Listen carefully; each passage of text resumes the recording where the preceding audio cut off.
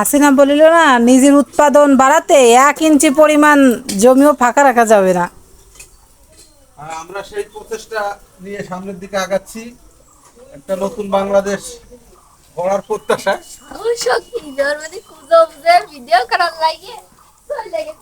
এই দেখো, এই দেখো